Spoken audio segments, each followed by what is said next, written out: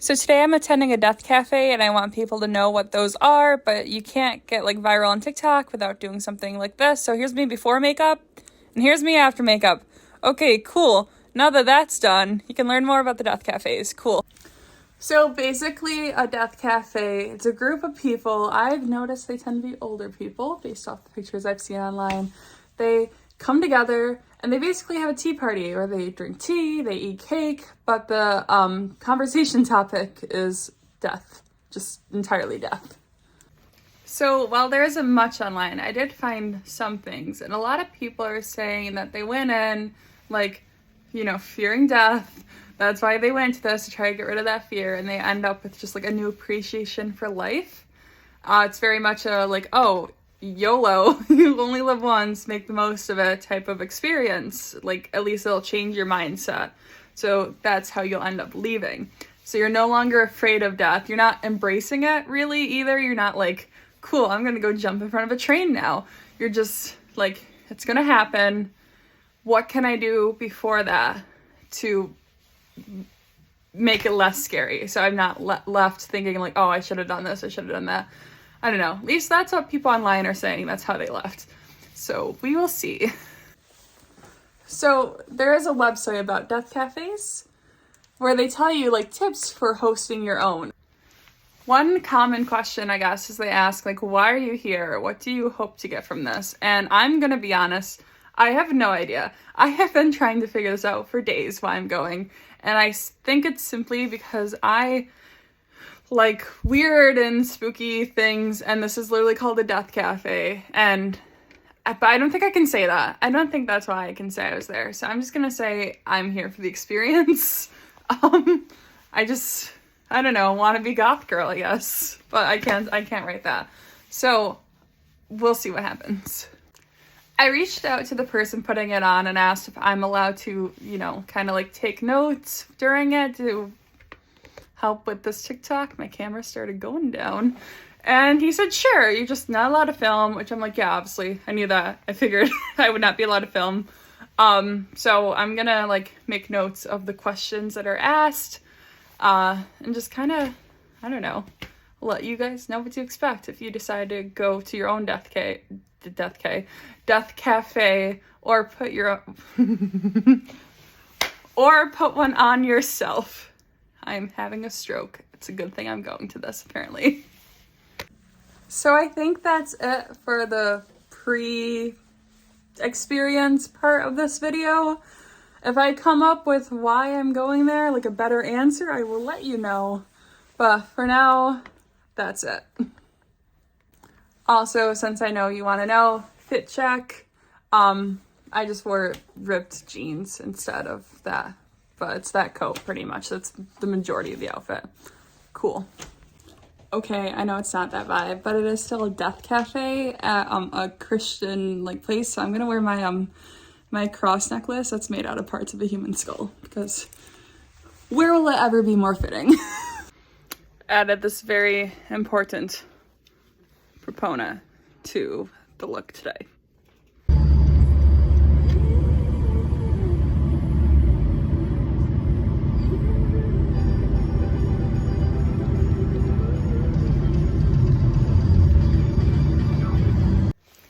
Hi, so I'm back. I was right. It was mostly older people. There was me and this one other girl who was 27. And besides that, like everyone was like, I'd say mid-50s and up. Mostly the up. So it took place at this like really beautiful, I don't know, retreat thing. It's very like church-like sort of on the inside. I don't know. I'd never been there before, but it was really cool and I really liked it. They also had this awesome door that I couldn't figure out at first, or when leaving either. I also could not figure it out, but it was really cool. And they do offer tours during the day. So they had the cake, right? And I didn't even realize, but it's a Christmas tree made out of skulls. Very festive of the Clinton Death Cafe. They passed out these like little papers. Like this one is all about funeral homes and like what you can do with your body after you die. So that's fun and cheery. They have their little like promotional thing. Clinton Death Cafe. I'm doxing myself, but whatever. And they also had a paper about like where it took place, which was like a nice, very beautiful thing. So it was weird, this one, because they had a guest speaker, which they don't usually have. And the guest speaker was the director of hospice. If you don't know what hospice is, it's like hospice palliative care. It's end of life, older, terminally ill people, like just getting everything set for time to go. And a lot of the questions focused on that. I grabbed the wrong note. I grabbed the one where I wrote, I am definitely the youngest, and then I realized that other people can just look over and see my notes, so I quickly got rid of that one. Here we go. Here's the notes. It started with like breathing exercises. It was just like, you know, like relax, take a deep breath, all that, like breathe in, breathe out. Okay. You guys know, you've done this before. He quoted Woody Allen, which is really unfortunate. He quoted Woody Allen, and then we just kind of like talked about like healthcare proxies and most forms. And if you don't know what a most form is, it's like medical orders, life-sustaining treatment, something like that. I don't know. I should know. I deal with those. I literally work in the hospital, but it's okay. But it's basically like just saying like, I want a DNR, I don't want to be resuscitated, I don't want a feeding tube, I don't want to be incubated, I don't want all that stuff. That's basically what a most form is, and it's like doctor's order signed by a physician. It's a whole thing. Go to a death cafe if you want to learn more about them. And that's what this was mostly about. There was no introductions, there was no why do you want to be here, like why are you here? Though I did finally think of an answer on my Uber ride there. I'm terrified to drive. I don't even like being in a car because I'm terrified. So that was my answer, and then I didn't need it. But I thought of it eventually, and that's all that matters. We kind of just talked about like hospitals and CPR and like survival rate if your heart stops beating and like you stop breathing in a hospital. Like different things you can do to let people know what you want at the end. It was very much like, it felt like not estate planning, but like, you know those workshops that lawyers do? And it's like, plan your end of life. Like that's what I felt like.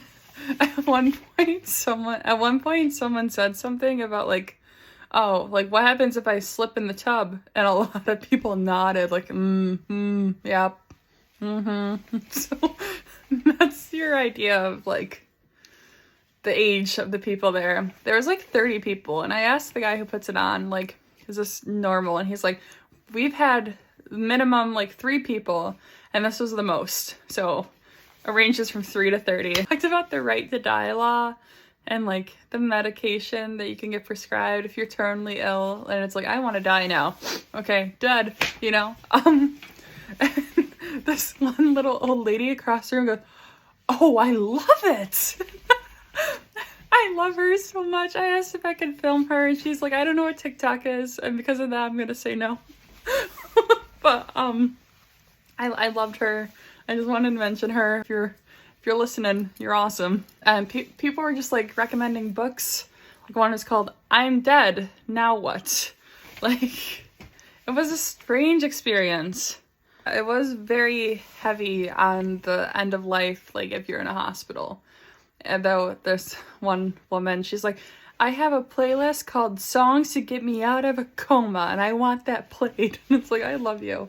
And this other guy, he's like, and he pointed at me while saying it, so I guess I look cool, because he's like, oh, I want to be sedated played. And I'm like, oh, you better be careful putting I want to be sedated on your medical stuff. Anyways, it was a weird, fun experience.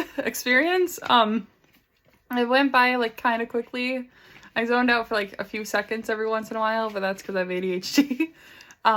They said that they're going to hold more, and they're hoping the next one will be at my like one of my favorite local cemeteries. It's so beautiful. It's where I got my senior pictures done, actually.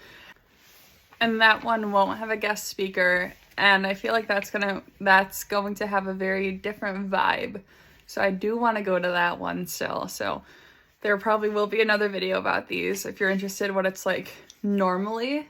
This was a very interesting one just because they had the speaker, so it's very hospice centric. That was my experience. And I asked some people. I asked two people, the younger girl that was there, the 27-year-old, even though she said she was 28 in the video, she clarified that she forgot her age, like why she was there. I asked this other guy, the Ramones guy, actually, he didn't want to be identified. I asked like, because he said it was the second one. I'm like, why did you come back? And I will post those too. I just feel like these videos are getting a bit long and maybe those deserve their own thing. I also asked the guy who founded it, like, why? And he said I could record his answer, but he didn't want his face in it. So that's also Hi, who are you? What's your name? Aaliyah. And how old are you? 28. Why the hell are you at a death cafe at 28? I know. So I lost my parents 2 years ago, and it's fine. It's all good. But my mom was so in denial about her death for so long, and like her oxygen was at 30, and she was still so in denial of the fact that she had like 3 minutes left to live. Oh my God. It was crazy, and it made me not ever want to do that in my life. So I just want to be a little more prepared, and being able to like know that I'm gonna die and I could die next week makes me live every day a lot more fulfilling, because if there's always tomorrow, shit doesn't get done, you know what I mean? Yeah. So it's like sometimes there's not tomorrow, so you better have a damn good day today, because you might not have tomorrow. Would you ever want to come back to one of these? I will be at everyone Oh, in hell the yeah. 315 going forward. Is this your first one? Mm-hmm. Well, welcome. It's mine Thanks. too. Really? Hi. Shut up. Where are you from? So, how many of these have you been to? This is my second one. Why did you come back? It's a lot of fun. And I'm going to my next one too. And what made you want to come here in the first place? The people are great and the discussion is interesting. All right. So the co-founder I was speaking with, he didn't want to be on camera, but I asked how he started this. And what happened was he was doing a panel at a local nursing home, and one of the people with him was actually the Dr. Matthews, who is with us today. And someone asked about death cafes, and Dr. Matthews was like, oh, I've done one of those before. I participated in one before. So him and a few of his coworkers looked it up and learned more about it, these death cafes, and they decided they want to start one local. That was 3 years ago. You can find them on Facebook at Clinton Death Cafe, or if you want to start one of your own, you can check out deathcafe.com to learn more. So I hope you enjoyed coming to the Death Cafe with me, sort of.